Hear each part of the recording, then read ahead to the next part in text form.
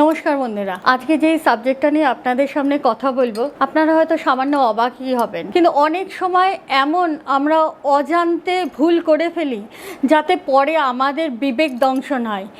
একেই কিন্তু বলে পাপ। পাপ কিন্তু অন্য কিছু নয়।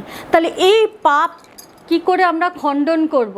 কারণ অজান্তে এমন সময় অনেক ভুল করে ফেলি যেটা সচরাচর আমরা সবার সামনে বা সবার সাথে আলোচনা করতে পারি না, অথচ ধীরে ধীরে অল্প অল্প করে কিন্তু আমাদের বিবেক আমাদেরকে কুড়ে কুড়ে খায়। তাহলে সেই পাপ থেকে বা সেই রোগ থেকে মুক্তি পাওয়ার সহজ উপায় কিন্তু অতি অবশ্যই পুরো ভিডিওটি মন দিয়ে শুনবেন। কি করবেন?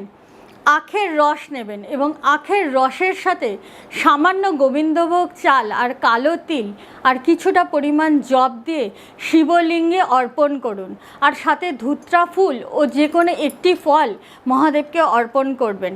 দেবার সময় ওং বীরেশ্বর দেব্যায় নমঃ এই মন্ত্রটি 128 বার পাঠ করতে ভুলবেন না।